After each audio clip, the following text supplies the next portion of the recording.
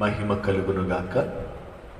ఈ ఉదయకాల సమయంలో ఈ కార్యక్రమంలో పాల్గొన్నటువంటి మీ అందరికీ ప్రభువును రక్షకుడైన యేసుక్రీస్తుల వారి నామంలో మీ అందరికీ వందనాలు, శుభాలు తెలియజేస్తున్నాను. దేవుడు ఎంత నమ్మకమైన వాడంటే నిత్యము మనలను ప్రేమిస్తూ మన పరిస్థితులను ఎరిగిన దేవుడై ఉండి ప్రతి స్థితిలో కూడా నిన్ను నన్ను పోషిస్తున్న నమ్మకమైన దేవుడు. ఈ ఉదయకాల సమయంలో దేవుని వాక్యములో నుండి భాషలు, అన్య భాషలు, పరిశుద్ధాత్మను స్వీకరించటం, పొందుకోవటం ఒకటైతే, పరిశుద్ధాత్మను బాప్తిస్మ రూపంలో అనుభవించటం మరి ఒకటి అయితే, స్వీకరించటం, బాప్తిస్మం పొందటం, ప్రభువుని నోటితో ఒప్పుకొని హృదయములో విశ్వసించి మనము స్వీకరించడం ఒకటైతే, నీటి బాప్తిస్మము మరొకటి. అలాగే పరిశుద్ధాత్మను స్వీకరించటం ఒకటి, పరిశుద్ధాత్మలో బాప్తిస్మము పొందుకోవటం మరి ఒకటి. మూడవది పరిశుద్ధాత్మ చేత నింపబడుట. అంటే ఇది వాక్యము చేత హృదయాలను నింపుకోవడానికి సాదృశ్యం. మీకు అర్థం కావడానికి సాదృశ్యాలు జ్ఞాపకం చేస్తున్నా. ప్రారంభంలో ప్రభువునే, అయ్యా మేము దేవుణ్ణి స్వీకరిస్తామయ్యా, మేము దేవుళ్ళలోకి వస్తామయ్యా, ప్రభువుని మా హృదయాల్లో చేర్చుకుంటామయ్యా అంటే ప్రభువుని స్వీకరించటం, పరిశుద్ధాత్మను స్వీకరించటం ఒక పోలిక. బాప్తిస్మము పొందటం రెండవది, అది నీటి బాప్తిస్మము, పరిశుద్ధాత్మ బాప్తిస్మము, ఇది రెండవ పోలిక. మూడవ విలువైనటువంటి మాట ఏంటంటే, నువ్వు దేవుణ్ణి హృదయంలోనికి స్వీకరించిన తర్వాత, నీటి బాప్తిస్మం పొందిన తర్వాత నీలో క్రీస్తు నివసించడానికి అవసరమైనటువంటి వాక్యము చేత నింపుదల నీకు అవసరం.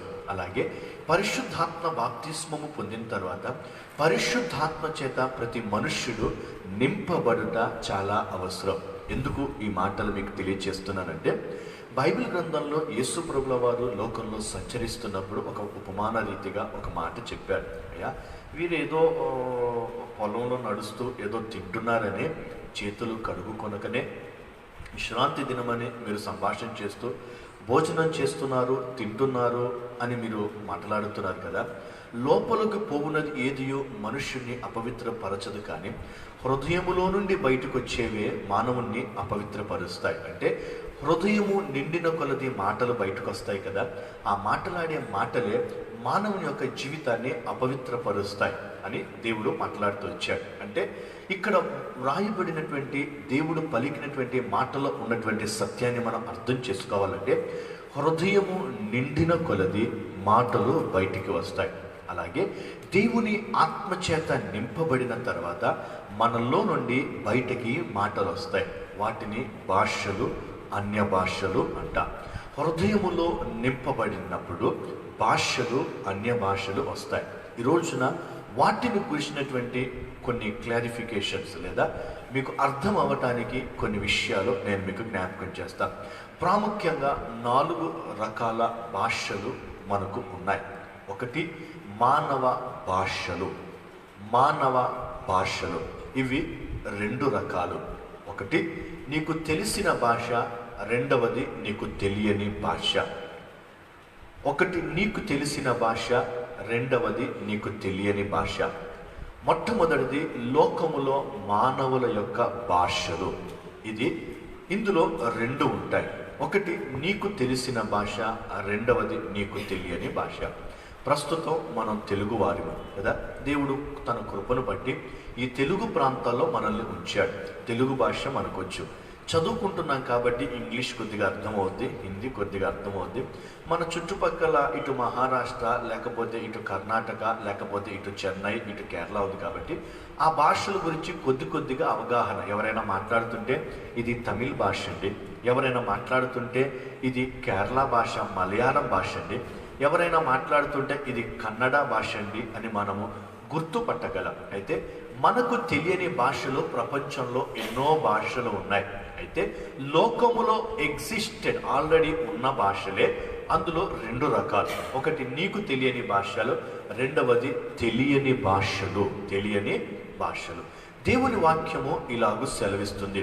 తెలిసిన భాషలు ఉన్నాయి, తెలియని భాషలు ఉన్నాయి ఈ లోకములో. ఇది మొదటి విషయం. రెండవది ప్రాముఖ్యమైనటువంటిది పరలోకపు భాషలు. ప్రకటన గ్రంథము 19వ అధ్యాయంలో 1వ వచనము మరియు 6వ వచనంలో చూస్తే అక్కడ హల్లెలూయా అనేటువంటి పదం మనకు కనపడుతుంది. ఇది పరలోకపు భాష. హల్లెలూయా అనే పదానికి అర్థం ఏంటంటే ప్రభువుని స్తుతించుడి, దేవుణ్ణి స్తుతించుడి, లేకపోతే స్తోత్రము చెల్లించుడి అని అర్థం వస్తుంది. జాగ్రత్తగా గమనించండి. పరలోకపు భాష. పరలోకములో ప్రభువుని స్తుతిస్తూ, ప్రభువుని ఆరాధిస్తూ, ప్రభువుని ఘనపరచడానికట ఆనాడు దేవుడు తన చుట్టూ ఉన్నటువంటి దూతలకు ఒక భాషను ఇచ్చాడు. జాగ్రత్తగా వినండి. స్తుతించటానికి పరలోకములో ఉన్నటువంటి ఒక భాష, లేకపోతే ప్రభువు అందరితో కమ్యూనికేట్ చేయడానికి పరలోకములో ఉన్నటువంటి ఒక భాష, ఇది రెండవది. జాగ్రత్తగా వినండి. భూమి మీద ఒకటి భూమి మీద భాషలు ఉన్నాయి. అందులో ఒకటి నీకు తెలిసిన భాష, రెండవది నీకు తెలియని భాష. రెండవది ప్రాముఖ్యమైనటువంటిది పరలోకపు భాష. దీన్నే దేవుడు తనతో ఉన్నటువంటి దూతలతో కమ్యూనికేట్ చేయడానికి ఆయన వాడుతున్నటువంటి భాష, లేకపోతే ప్రభువు కొనియాడబడటానికి, ప్రభువు స్తుతింపబడటానికి ఆయన అక్కడ ఏర్పరిచినటువంటి ఒక భాష. మూడవది దేవదూతల భాష. ఇది ప్రత్యేకమైనటువంటిది. పరలోకములో ఉండేటువంటి దూతలే కానీ వారికి ఒక ప్రత్యేకమైనటువంటి దేవుడు ఒక భాషను పెట్టాడు. స్తుతించేటప్పుడు ఒక రకంగా ఉంటుంది, వీరు మాట్లాడి సంభాషణ చేసేటప్పుడు మరొకటి ఉంటుంది.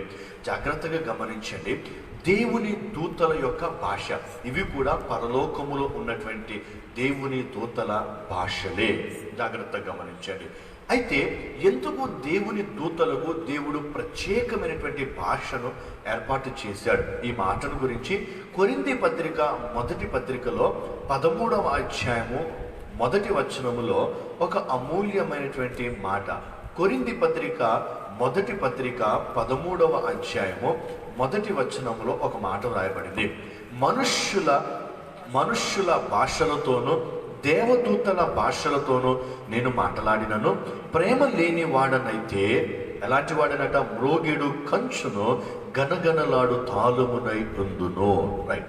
ఒకటి మనుష్యుల భాషలు, రెండో పరలోకపు భాషల్లో.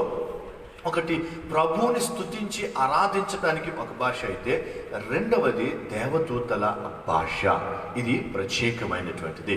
నాలుగవది ప్రాముఖ్యమైనటువంటిది, నాలుగవది విలువైనటువంటిది ఏంటిదంటే అన్య భాషలు. జాగ్రత్తగా గమనించండి.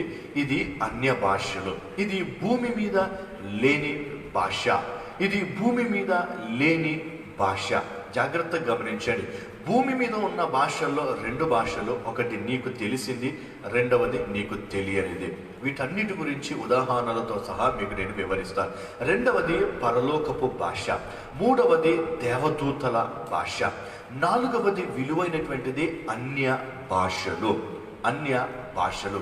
ఈ అన్య భాషలు దేవుడు ప్రత్యేకంగా సంఘముతో కమ్యూనికేట్ అవ్వటానికి, దేవుడు ప్రత్యేకంగా సంఘాన్ని బలపరచడానికి, సంఘాన్ని క్షేమాభివృద్ధిలోనికి నడిపించడానికి, సంఘానికి ఏదైనా ప్రత్యేకమైనటువంటి సమాచారాన్ని తెలియచేయడానికి ఆనాడు మరియకు దేవుడు దూత ద్వారా సమాచారాన్ని పంపించాడు.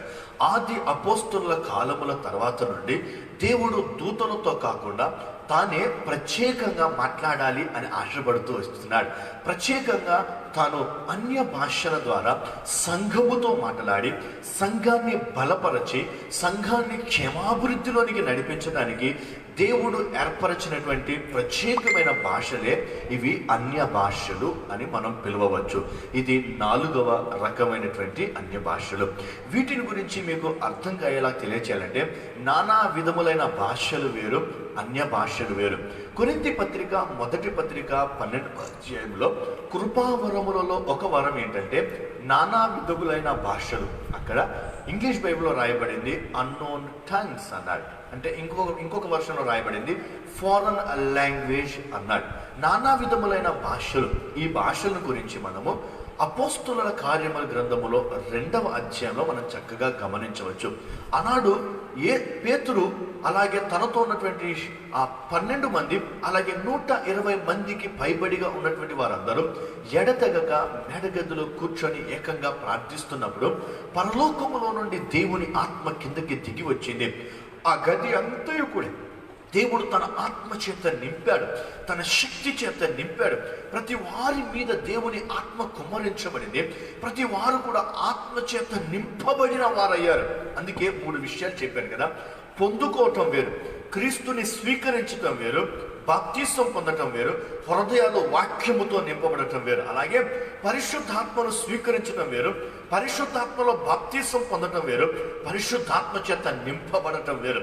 అపోస్తుల కార్యముల గ్రంథములో 2వ అధ్యాయంలో మనం గమనించవలసినటువంటి ప్రాముఖ్యమైనటువంటి సత్యం ఏంటంటే, అపోస్తుల కార్యము గ్రంథంలో 2వ అధ్యాయంలో 2వ వచనం చదువుతున్నా, అప్పుడు వేగముగా వీచు బలమైన గాలి వంటి ఒక ధ్వని ఆకాశము నుండి అకస్మాత్తుగా వారు కూర్చుండి ఉన్న ఇల్లంతయు నిండెను.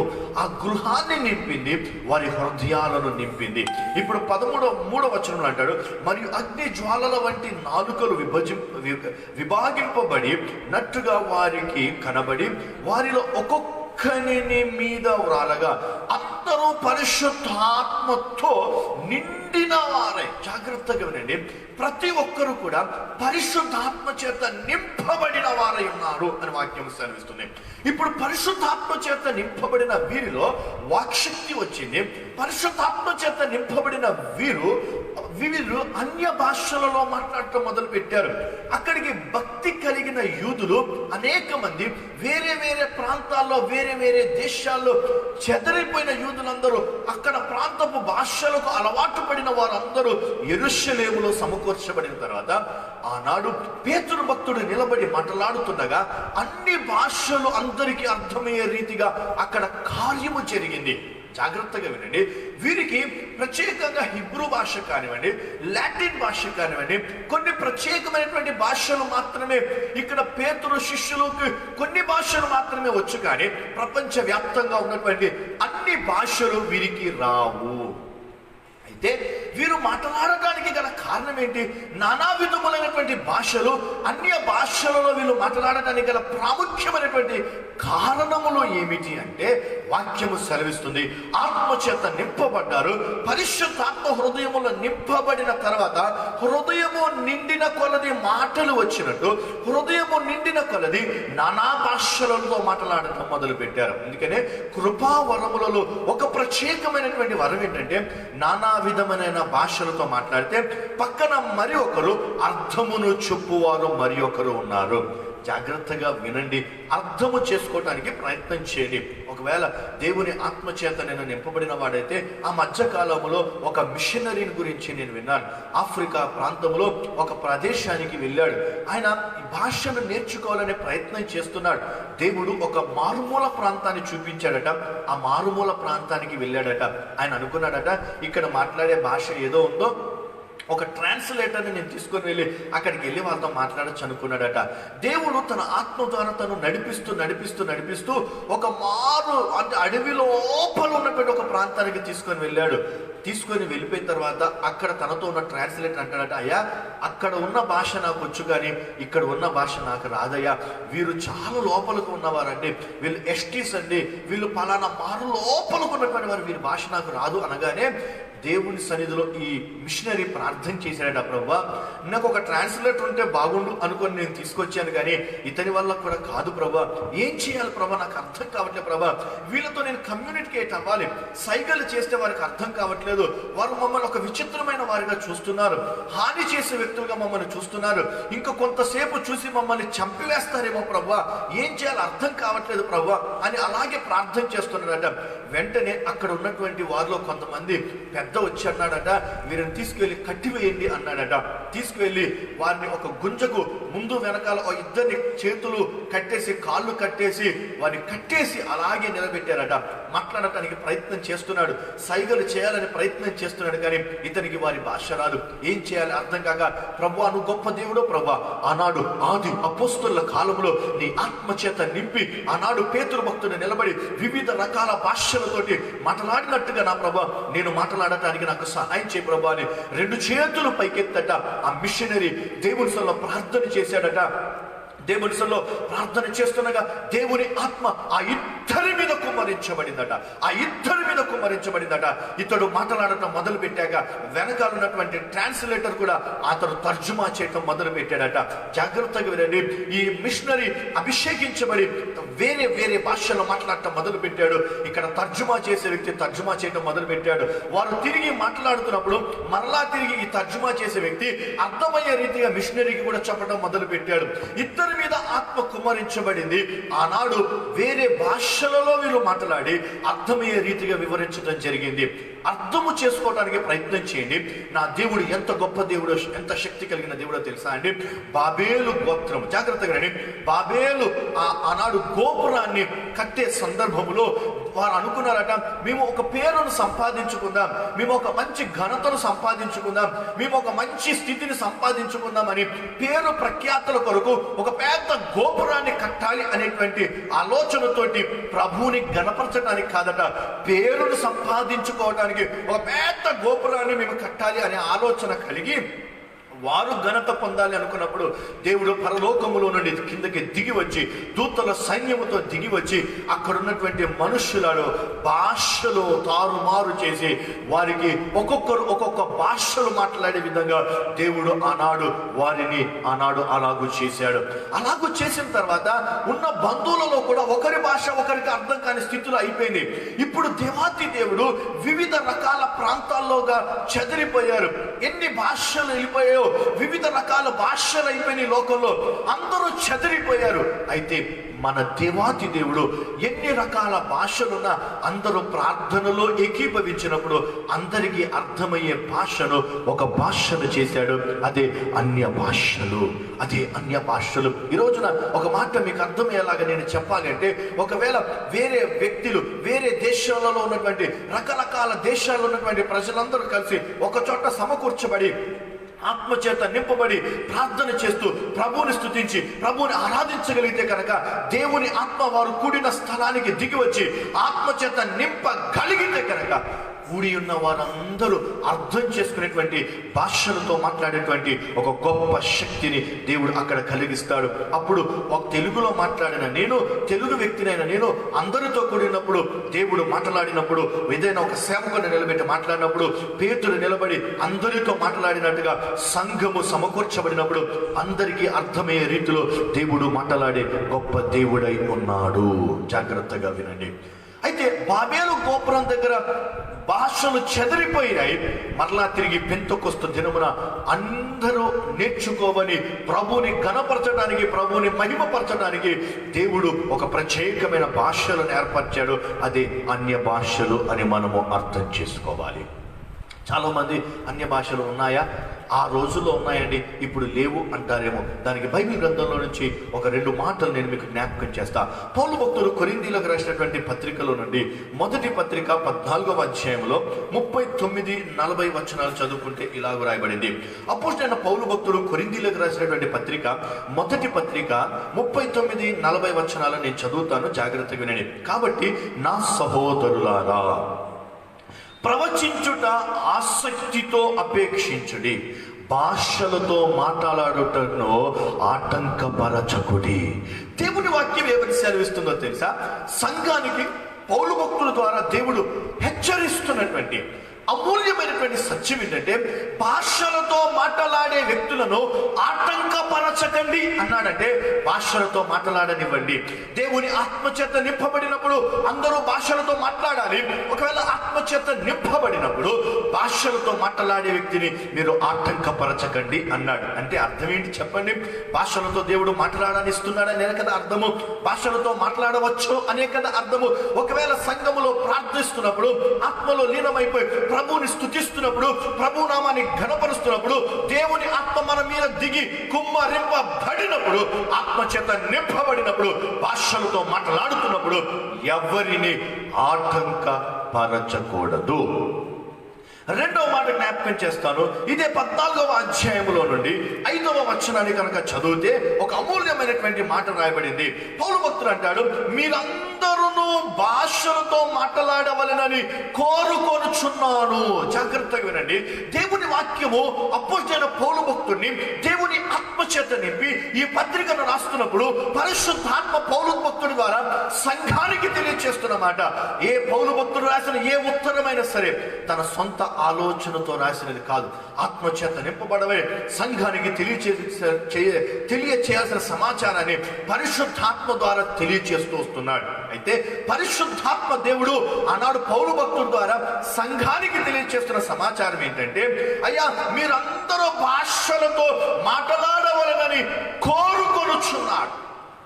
దేవుడు అంచె దినాలలో అందరూ భాషలతో మాట్లాడాలని కోరుకుంటున్నాడు. భాషలతో మాట్లాడే వారిని ఆటంకపరచకూడదు అని దేవుని వాక్యము సెలవిస్తా ఉంది. అంత మాత్రాన ఆత్మచేత నింపబడకుండానే కళ్ళు మూసుకొని ఏదేదో మాట్లాడటం అది దేవుని నామాన్ని అవమానపరిచినట్టు. ఇది గుర్తుపెట్టుకోనండి. ఏదో కళ్ళు మూసుకోగానే శబాలకార ఎన్నెన్నెన్నెన్నో మాట్లాడకండి. దేవుని వాక్యము సెలవిస్తుంది, దేవుని నామమును వ్యర్థముగా ప్రజల ఎదుట ఉచ్చరింపకూడదు. ఆత్మచేత నింపబడినప్పుడు మాత్రమే నువ్వు భాషలతో మాట్లాడాలి. నింపబడక ముందే నింపబడినట్టు దేవుని ఆత్మ నీ మీదకి దిగి వచ్చినట్టు ప్రజల ఎదుట నువ్వు భాషలతో మాట్లాడుతున్న వ్యక్తి అని చెప్పుకోవడానికి, నువ్వు మాట్లాడే ప్రతి మాట ఇదొక ప్రవచన వాక్కు అని తెలియచేయడానికి ఏదేదో మాట్లాడుతూ ప్రజలను కన్ఫ్యూజ్ చెయ్యొద్దు. ఆత్మచేత నింపబడినప్పుడు నీకు తెలియకుండానే నీ అంతట నువ్వే మాట్లాడుతావు. అప్పుడు అన్య భాషలు నీలోకి వస్తాయి. దేవుని వాక్యం అదే సెలవిస్తూ ఉంది. Holy Spirit is like a driving force. అంటే పరిశుద్ధాత్మ నిన్ను నడిపించేటువంటి ఒక బలమైన శక్తి వంటి వాడు. దేవుని ఆత్మచేతను నింపబడినప్పుడు నీకు తెలియకుండానే నిన్ను మాట్లాడిస్తాడు. నీకు తెలియకుండానే అన్య భాషలతో మాట్లాడిస్తాడు. నీకు తెలియకుండానే నువ్వు ప్రభుని ఘనపరిచే స్థితిలో నీకు నడిపిస్తాడు. ఇప్పుడు భాషలు ఉన్నాయా అండి అని అంటున్నారేమో. ఇదే 14వ అధ్యాయంలో 21వ వచనంలో దేవుని వాక్యం ఏమని రాయబడింది తెలుసా? అన్య భాషలు మాట్లాడు జనుల ద్వారాను, అన్య భాషలు మాట్లాడు జనుల ద్వారాను, పరజనుల పెదవుల ద్వారాను ఈ జనులతో మాట్లాడుతును. దేవుడు ఏమంటున్నాడు తెలుసా? ప్రవచన రీతిగా పలికిస్తున్నటువంటి ఒక శ్రేష్టమైన మాట ఏంటో తెలుసా? అంచె దినాలలో సంఘాన్ని సందర్శించాలి అన్నా, సంఘముతో మాట్లాడాలి అన్నా, దేవుడు అన్యులతో మాట్లాడాలి అన్నా, దేవుడు తెలియచేసిన సత్యం ఏంటంటే ఈ రోజుల్లో సంఘముతో దేవుడు మాట్లాడాలి అని ఆశపడితే నా దేవుడు తెలుస్తున్న మాట ఏంటో తెలుసా? భాషల ద్వారా తన భక్తులను ఆత్మచేత నింపి భాషలతో మాట్లాడించి వారి ద్వారా ఒక సమాచారాన్ని అర్థం చెప్పే వ్యక్తులను ఒకరిని లేవనెత్తుతాడు. లేదా వారిలో నుండే ముందుగా భాషలు మాట్లాడి దేవుని ఆత్మచేత నింపబడ్డారు అను ఒక సూచనను తెలియజేసిన తర్వాత వారిలో నుండి దేవుడు మనతో మాట్లాడాలి అని ఆశపడుతున్నాడు. దేవునికి మహిమ కలుగును గాక. దేవుడు సంఘముతో ఈ రోజులు, అందుకే దేవుడు ఏమన్నాడు చెప్పండి? ఇదిగో అన్య భాషలు మాట్లాడు జనుల ద్వారాను,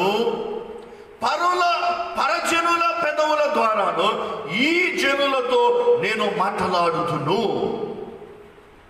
దేవుడు ఈ రోజున సంఘాలతో నీతో నాతో మాట్లాడాలంటే ఆత్మచేత నింపబడిన వారితో దేవుడు మనతో మాట్లాడతాడు. అంటే ఈ రోజున దేవుడు నీతో నాతో సంఘముతో దేవుడు మాట్లాడాలంటే సంఘము ఆత్మచేత నింపబడినదై భాషలతో మాట్లాడేదిగా ఉండాలి.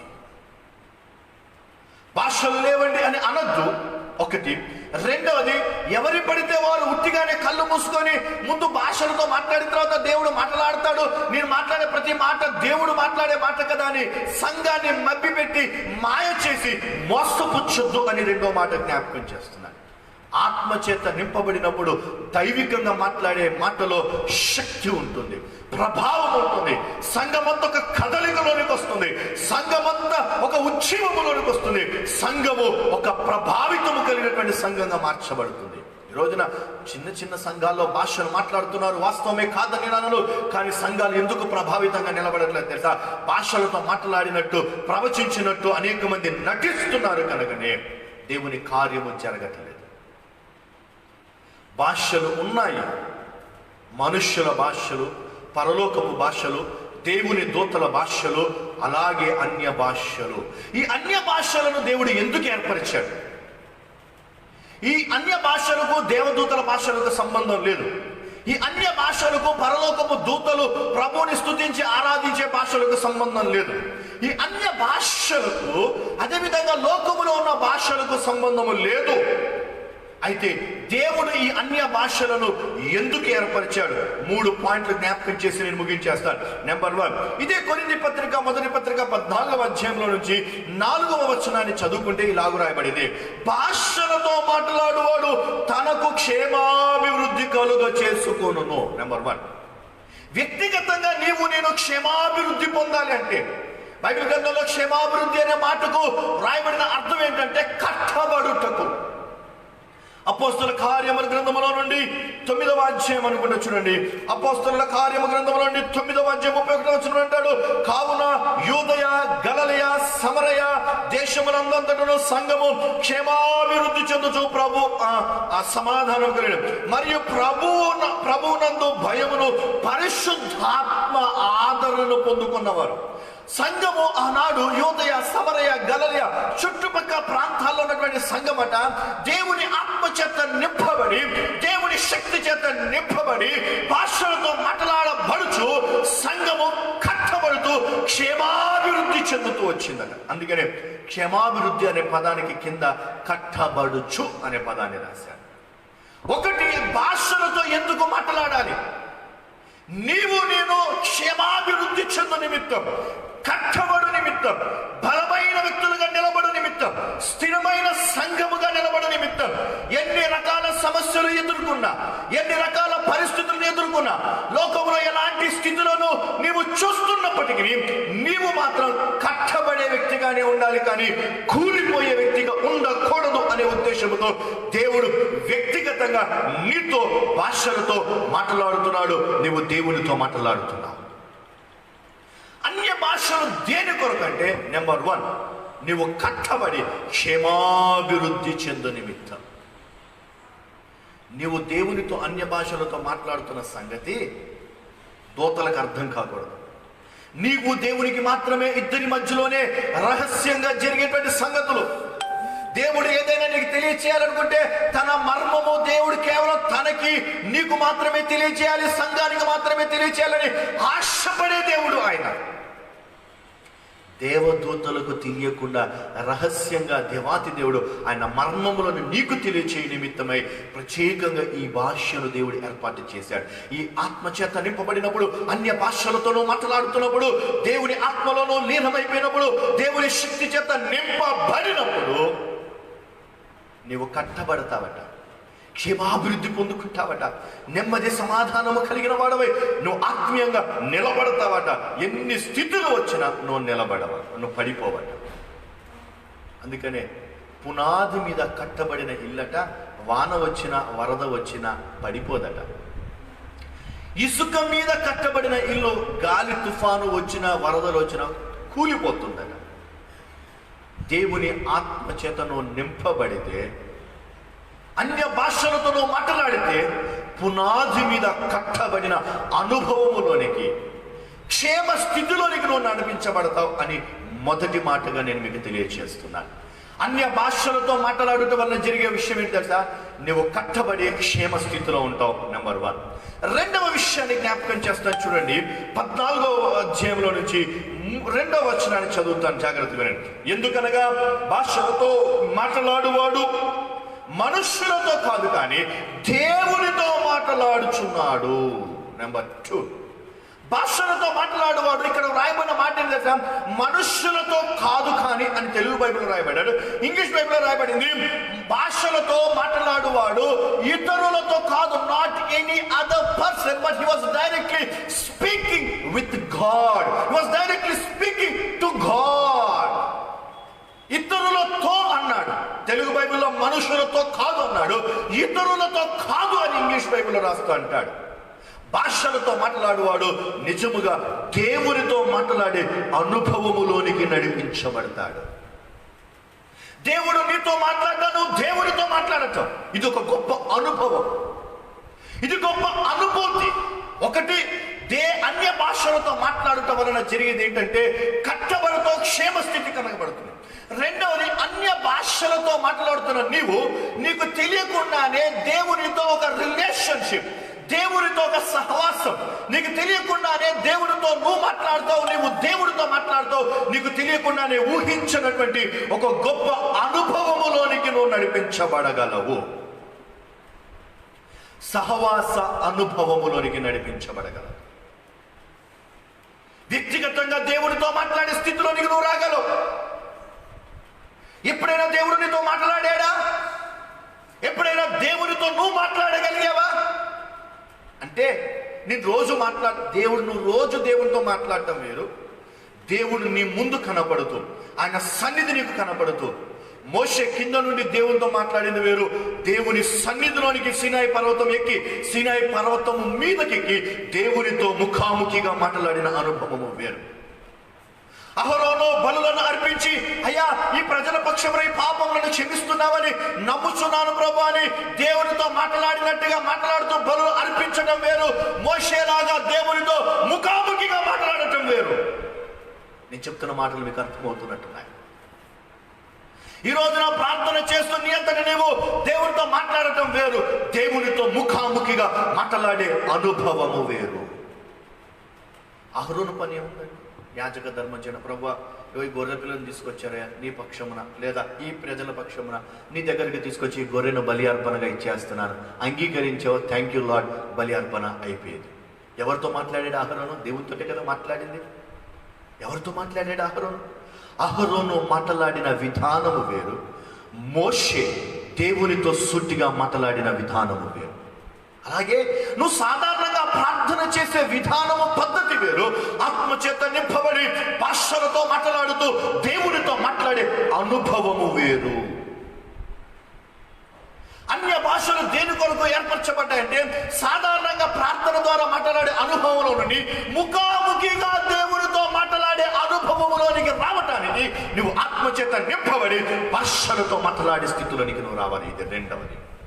ఒకటి, భాషలో మాట్లాడటం ద్వారా నీ జీవితాన్ని కట్టుకుంటావు, సంఘాన్ని కట్టుకుంటావు, క్షేమస్థితిలోనికి నిలబడతావు. ఒకటి. రెండవది, సాధారణంగా మాట్లాడే అనుభవంలో నుండి ముఖాముఖిగా దేవునితో సహవాసం చేస్తూ మాట్లాడే అనుభవం, ఒక స్నేహితుడితో మాట్లాడినట్టుగా నిన్ను మోషేతో ముఖాముఖిగా మాట్లాడుతూ వచ్చానన్న అనుభవంలోనికి నీవు దేవునితో ముఖాముఖిగా మాట్లాడే అనుభవంలోనికి రావాలి. అంటే ఆత్మచేత నింపబడి భాషలతో మాట్లాడే అనుభవంలోనికి నువ్వు రావాలి. ఇది రెండవది. మూడవ మాట నేను జ్ఞాపకం చేసి ముగించి వేస్తాను. అపోస్తల కార్యముల గ్రంథములో నుండి 10వ అధ్యాయములో నుండి 45-46 వచనాలు చదువుకుంటే ఇలాగో రాయబడింది.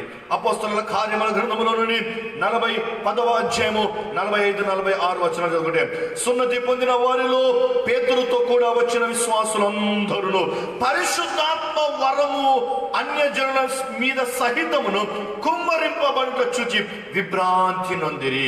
అయితే ఏం జరిగిందంటే, ఏలైనగా వారు భాషలతో మాట్లాడుతూ, ఇక్కడ రెండు విషయాలు జరిగినాయి. పరిశుద్ధాత్మ బాప్తిస్మము అనుభవము, పరిశుద్ధాత్మ పొందుకునే అనుభవము, పరిశుద్ధాత్మ చేత నింపబడిన అనుభవాలు ఈ పేతురు ఇంటికాడ కనబడతాయి. ఆది అపోస్తల కాలంలోనే ఆనాడు పెంతెకోస్తు దినమున జరిగిన అనుభవము ఈనాడు కొర్నేలి ఇంటికాడ కూడా కనపడుతుంది. వినట వారందరూ ఏం చేశారట తెలుసా? భాషలతో మాట్లాడుచు దేవునిని గణపరిచిరి. మూడవది, భాషలతో మాట్లాడే అనుభవంలోనికి వస్తే ప్రభువుని గణపరిచే స్థితిలోనికి నువ్వు వచ్చావని అర్థం. ప్రభువుని గణపరచుట కొరకు భాషలతో మాట్లాడాలి. ఈ లోక సంబంధమైన భాషలతో మా ప్రభువుని గణపరుస్తున్నావేమో వాస్తవమే, కానీ పరలోక సంఘం అంటే ఏంటి చెప్పండి ఒక మాట? పరలోకానికి ప్రతిబింబము, అంతే కదా.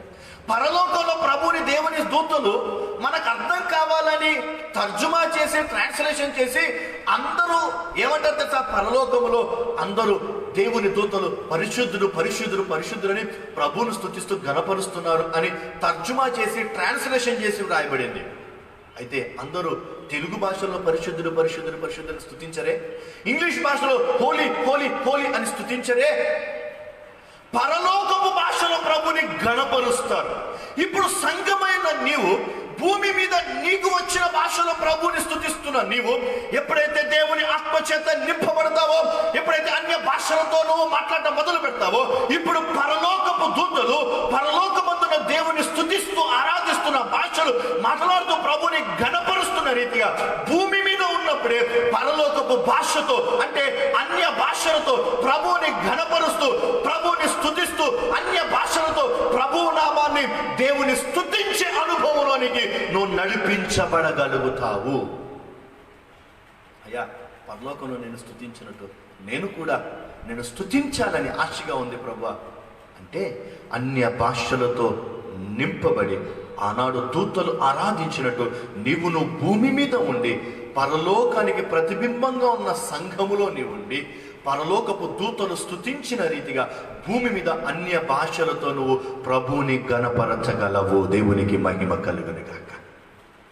అన్య భాషలు దేని కొరకంటే ఒకటి కట్టబడి క్షేమ స్థితిలోనికి నడిపించబడటానికి. అన్య భాషలు ఎందుకొరకంటే సాధారణంగా మాట్లాడే స్థితిలో నుండి దేవుని ఆత్మచేత నింపబడి భాషలతో మాట్లాడుతూ ఆనాడు మోషే ముఖాముఖిగా మాట్లాడినట్టుగా వ్యక్తిగతంగా దేవునితో ముఖాముఖిగా మాట్లాడే అనుభవంలోనికి రావటానికి. మూడవది, పరలోకంలో దూతలు స్తుతించిన రీతిగా భూమి మీద సంఘములో ఉన్న నీవు అన్య భాషలతో ప్రభువుని గణపరిచే అనుభవములోనికి నడిపించబడుటకు. అన్య భాష లోకంలో సాధారణంగా ఉండే భాషలు వేరు. ఒకటి నీకు వచ్చింది, రెండవది నీకు రాని భాష. పరలోకపు భాష వేరు, దేవుని దూతల భాషలు వేరు, అన్య భాషలు వేరు. భాషలు లేవా అంటే ఉన్నాయి. అందుకే దేవుడు అంటాడు, సంఘమైన మీకు నేనేదైనా ఒక సమాచారం ఇవ్వాలి అంటే మీరు తప్పకుండా భాషలతో మాట్లాడవలసిందే. దేవుని ఉద్దేశం అది. ఇప్పుడు మోషేలాగా నువ్వు దేవునితో వ్యక్తిగతంగా మాట్లాడే అనుభవంలోకి వస్తే దేవుడు నీతో ఏది మాట్లాడినా ఆ సమాచారాన్ని ఒకవేళ సేవకుడు అయితే సంఘానికి తెలియచేస్తాం. దేవుడు తెలియచేయాలనుకున్న ప్రతి సమాచారం సంఘానికి తెలియచేస్తాం. దేవుని పక్షమున నిలబడిన వ్యక్తిగా నువ్వు నిలబడగలవు. ఈరోజు అందుకే దేవుడు నీతో సూటిగా మాట్లాడుతున్నాడు. అన్య భాషలు లేవు అని అనుకోవద్దు, ఉన్నాయి. అవి ఇప్పుడు కూడా ఉన్నాయా? దేవుడు ఇప్పుడు కూడా ఆత్మచేత నింపుతాడు అంటే కొరింథీ పత్రిక మొదటి పత్రిక 14వ అధ్యాయంలో నుంచి మీకు స్పష్టంగా తెలియచేశాను. ఇప్పుడు కూడా ఉన్నాయి. అందరినీ ఆత్మచేత నింపుతాడు. భాషలతో మాట్లాడాలని దేవుడు కోరుతున్నాడు అనే వాక్యంలో మనం చదువుకున్నాం. అంత మాత్రమే కాదు ప్రియమైనటువంటి సహోదర సహోదరి, భాషలు మాట్లాడాలి అంటే ప్రార్థించి కన్నీటితోటి హృదయపూర్వకంగా లీనమైపోయి నింపబడిన తర్వాత భాషలు వస్తాయి. కానీ ఏమీ లేకుండానే ఉట్టిగానే వచ్చేసారు, అందరూ కూర్చున్నారా, లబలబలబలబలబా అని మాట్లాడి దేవుని నామాన్ని అవమానించద్దు. దేవుని నామానికి దూషణకరంగా ఉండకూడదు. దేవుని వాక్యం అదే సెలవిస్తాం. నోటికొచ్చిన పదాలను అలాగూ పలకరిస్తూ వ్యర్థమైన పదాలను ఉపయోగిస్తూ దేవునిని అవమానపరచొద్దు, అలాగున ఉండకూడదు. ఆత్మచేత నింపబడితే నువ్వు కళ్ళు తెరిచి చూసి మాట్లాడుతూ ఏదో చెయ్యక్కర్లేదు. ఆత్మ నీలో ఉండే మాట్లాడతాడు. ఆత్మ నిండిన కొలది అంటే హృదయం నిండిన కొలది మాటలు బయటకు వచ్చినట్టుగా ఆత్మచేత నింపబడిన కొలది ఆటోమేటిక్గానే దేవుడు భాషలతో మాట్లాడిస్తాడు, సంఘముతో నీ ద్వారా మాట్లాడతాడు. ఈ వాక్యాన్ని విన్నటువంటి ప్రేమైనటువంటి సహోదర సహోదరి, భాషలు లేవనుకోదు, భాషలతో మాట్లాడాలి అని ప్రభువు కోరుకుంటున్నాడు. అంచె దినాల్లో సంఘం మీద ఆత్మను కుమ్మరించి భాషల ద్వారా మాట్లాడాలి అని ఆశపడుతున్న దేవుని సన్నిధిలో నువ్వు పొందుకోవటం వేరు, బాప్తిసం పొందటం వేరు, నింపబడటం వేరు. 3 విషయాలు చెప్పా కదా. దేవుణ్ణి స్వీకరించడం వేరు, బాప్తిసం పొందడం వేరు, హృదయాన్ని వాక్యము చేత నింపుకోవటం వేరు. అలాగే పరిశుద్ధాత్మను స్వీకరించడం వేరు, పరిశుద్ధాత్మ బాప్తిసం పొందడం వేరు, పరిశుద్ధాత్మను నింపుకోవటం వేరు. ఈ రోజున మీలో ఉన్న ప్రతి వారు కేవలం పరిశుద్ధాత్మ ఆనాడు శిష్యులు స్వీకరించి ఏక మనసు కలిగి ఆరాధించినట్టు ఆరాధించే మనసులోనికి రావాలి. ఆనాడు అపోస్తలులు యేసుప్రభు శిష్యులు ఆత్మచేత బాప్తిసం పొందిన అనుభవంలోనికి మీరు రావాలి. ఆనాడు యేసు ప్రభు శిష్యులు ఆత్మచేత నింపబడి వాక్శక్తిని కలిగిన వారే అన్య భాషలతో మాట్లాడుతూ నానా విధమైన భాషలతో మాట్లాడుతూ ప్రవచించే వారిగా ఉంటూ దేవునికి మహిమకరంగా ఘనపరిచే విధంగా ఉన్న రీతిగా మీరును భాషలతో మాట్లాడుతూ దేవుని మహిమపరిచే బిడ్డలుగా ఉండండి. దేవుడు తప్పకుండా మిమ్మల్ని దీవిస్తాడు. మోకరించండి, ప్రార్థన చేసుకుందాం. Thank you lord. హల్లెలూయా. ప్రభువా నీకు వందనాలు, స్తుతులను చెల్లిస్తున్నామయ్యా. గొప్ప దేవుడు, శక్తి కలిగిన దేవుడు నీవయ్యా. ఈ రోజున నీ వాక్యము ద్వారా మీరు మాతో మాట్లాడుతూ వచ్చారయ్యా. ఈ రోజున నీ వాక్యము ద్వారా మీరు మాతో మాట్లాడుతూ వచ్చారయ్యా. ఈ రోజున నీ వాక్యము ద్వారా మీరు మాతో మాట్లాడుతూ వచ్చారయ్యా. అందును బట్టి నీకు వందనాలు, స్తుతులను చెల్లిస్తున్నామయ్యా. అందును బట్టి నీకు వందనాలు, స్తుతులను చెల్లిస్తున్నామయ్యా. అందును బట్టి నీకు వందనాలు, స్తుతులను చెల్లిస్తున్నామయ్యా. సజీవుడువైన యేసయ్యా నీకు వందనాలు, స్తుతులను చెల్లిస్తున్నా. నిజమే ప్రభువా, మా అందరినీ ఆత్మచేత నింపే దేవుడవు, భాషలతో మాట్లాడించే దేవాతి దేవుడవు నీవు, నిత్యుడవు తండ్రివి, సమాధానకర్తమైన దేవాతి దేవుడవు నీవయ్యా. ఈ రోజున నీ వాక్యము ద్వారా మాతో మాట్లాడావు. అందును బట్టి నీకు వందనాలు, స్తుతులను చెల్లిస్తున్నాం. Thank you lord, thank you lord, thank you lord. Hallelujah, hallelujah, hallelujah. మండే అగ్నిలేరా దేవా, అన్య భాషలతో అభిషేకించు, ఎగసే గాలల్లే నన్ను తాకుమా, జీవ నది వాలే ప్రవహించుమా. మండే అగ్నిలేరా దేవా, అన్య భాషలతో అభిషేకించు, ఎగసే గాలుల్లే నన్ను తాకుమా, జీవ నది వాలే ప్రవహించుమా. అంత్యకాల అభిషేకం సర్వజనుల కోసం, కొత్త కాల దినములివి తండ్రి నీ ఆత్మతో నింపుమా. మండే అగ్నిలేరా దేవా, అన్య భాషలతో అభిషేకించు, ఎగసే గాలల్లే నన్ను తాకుమా, జీవ నది వాలే ప్రవహించుమా. మండే అగ్నిలేరా దేవా, అన్య భాషలతో అభిషేకించు, ఎగసే గాలల్లే నన్ను తాకుమా, జీవ నది వాలే ప్రవహించుమా. మండే అగ్నిలేరా దేవా, అన్య భాషలతో అభిషేకించు, ఎగసే గాలల్లే నన్ను తాకుమా, జీవ నది వాలే ప్రవహించుమా. మండే అగ్నిలేరా దేవా, అన్య భాషలతో అభిషేకించు, ఎగసే గాలల్లే నన్ను తాకుమా, జీవ నది వాలే ప్రవహించుమా. మండే అగ్నిలేరా దేవా, అన్య భాషలతో ఎగసే గాలల్లే నన్ను తాకుమా, జీవ నది వాలే ప్రవహించుమా. హల్లెలూయా, హల్లెలూయా, హల్లెలూయా, హల్లెలూయా. యేసయ్యా నీకు వందనాలు, వందనాలు, వందనాలు, వందనాలు, వందనాలు, వందనాలు, వందనాలు, వందనాలు, వందనాలు. ఈ కార్యక్రమాన్ని చూస్తున్న ప్రతి వారు కూడా ప్రభా, కేవలం నీ ఆత్మను స్వీకరించడం మాత్రమే కాదు నా ప్రభా, కేవలం బాప్తిస్మము పొందడం మాత్రమే కాదు ప్రభా, పరిశుద్ధాత్మ చేత నిండుకున్న అనుభవంలోనికి రావడానికి సహాయం చేయండి. అన్య భాషలతో మాట్లాడడానికి సహాయం చేయండి. నీ ప్రభావం రుచి చూడడానికి సహాయం చేయండి. నీవే గొప్ప దేవుడు, శక్తి కలిగిన దేవాతి దేవుడు అని ప్రభా, ఇగో నిన్ను స్తుతించు, గణపరుస్తూ మహిమపరచుటకు మీరు సహాయం చేయండి, సహాయం చేయండి, సహాయం చేయండి, సహాయం చేయండి. స్తోత్రములు నాయన. హల్లెలూయా, హల్లెలూయా, హల్లెలూయా, హల్లెలూయా, హల్లెలూయా, హల్లెలూయా. ప్రార్థన చేసుకుందాం. మమ్మల్ని మిక్కిలుగా ప్రేమించిన మా ప్రియ పరలోకపు తండ్రి, మా ఘనమైన రాజాని ఘనమైన నామమునకు స్తుతులను చెల్లిస్తున్నా. ఇంతవరకు మా ప్రభు పాటల ద్వారా నేను స్తుతించి ఆరాధించి గణపరిచిన మా ప్రభు, నీ వాక్యము ద్వారా మీరు మాతో మాట్లాడుతూ వచ్చారయ్యా. ఇదిగో మాకు తెలిసిన భాషలు ఉండొచ్చు, మాకు తెలియని భాషలు ఉండొచ్చు అయ్యా. అవి లోక సంబంధమైన భాషలు ఉండొచ్చు, రెండవది పరలోక సంబంధమైన భాషలు ఉండొచ్చు, మూడవది దేవదూతల భాషలు ఉండొచ్చు అయ్యా, నాలుగవది అన్య భాషలు అన్నావు. ఇదిగో దాని గురించి మేము ఈ రోజున వినడానికి మీరు సహాయం చేశారు. అందును బట్టి నీకు వందనాలు, స్తుతులను చెల్లిస్తున్నాం. అది దేని కొరకంటే మేము కట్టబడి క్షేమాభివృద్ధిలోనికి నడిపించడానికి, మేము సాధారణమైన మాట్లాడే స్థితిలో నుంచి ముఖాముఖిగా వ్యక్తిగతంగా నీతో మాట్లాడే అనుభవములోనికి రావడానికి నా ప్రభువా. అంత మాత్రమే కాదు, భాషలతో మాట్లాడుతూ నేను ఘనపరిచి పరలోకపు స్థితిలో పరలోకపు ఆరాధన స్థితిని అనుభవిస్తూ, ఇదిగో మేమును నిన్ను ఇక భూమి మీద ఉన్నప్పుడే పరలోకపు ఆరాధన స్థితిలాగా మిమ్మల్ని ఆరాధించడానికి, ఘనపరచడానికి మీరు మమ్మల్ని ఆత్మచేత నింపి భాషలతో మాట్లాడిస్తున్న విధానమును బట్టి నీకు వందనాలు, స్తుతులను చెల్లిస్తున్నాం. ఈరోజు విన్న వాక్యం ప్రతి హృదయంలో యేసుని నామములో ఫలించునుగాక నా ప్రభా. అంత మాత్రమే కాదు, అందరూ ఆత్మచేత నింపబడి భాషలతో మాట్లాడుతూ ఈ అంత్యకాలంలో నీ రాకడ కొరకు సిద్ధపడటకు సహాయం చేయమని యేసు ఘనమైన నామములో అడిగి వేడుకుంటూ ప్రార్థించుచున్నాము తండ్రి. ఆమేన్, ఆమేన్. ఈ కార్యక్రమాన్ని చూసిన ప్రియమైన సహోదర సహోదరి, ఈరోజు శుక్రవారం, ఈరోజు సాయంకాలం ప్రత్యేకంగా యూత్ యవనస్తుల కూడిక ప్రత్యేకంగా ఉంది. ఒక యవనస్తుడు భయంకరమైన త్రాగుబోతుగా ఉన్నటువంటి యవనస్తుడిని దేవుడు మార్చి నిలబెట్టిన గొప్ప అద్భుత సాక్ష్యాన్ని ఈరోజు సాయంకాలం మనం వినబోతున్నాం. కాబట్టి అందరూ సిద్ధపడండి. మీ అభిప్రాయాలను లైక్ చేయండి, కామెంట్ చేయండి, షేర్ చేయండి. ఎవరు చూస్తూ మౌనంగా ఉండకండి. 10 మందికి ఉపయోగకరంగా జరుగుతున్నటువంటి కార్యక్రమాన్ని ఆశీర్వాదకరంగా మీరు మార్చవలసిందిగా ప్రభుపేట మనవి చేస్తున్నాడు. సాయంకాలం 7 గంటలకు యవనస్తుల కూడిక, అదేవిధంగా మన మధ్యలో దైవజనులు శ్రీమతి జబసెల్వి అమ్మగారు దేవుని వాక్యాన్ని అందిస్తారు. కాబట్టి అందరూ సిద్ధంగా ఉండండి. దేవుడు ఈరోజు సాయంకాలంలో సాక్ష్యము ద్వారా, వాక్యము ద్వారా దేవుడు మనల్ని అందరినీ బలపరిచి దీవించి ఆశీర్వదించునుగాక. మరలా తిరిగి సాయంకాలం 7 గంటలకు కలుసుకుందాం. అంతవరకు దేవుడు మిమ్మల్ని దీవించునుగాక. ఆమేన్, ఆమేన్, ఆమేన్.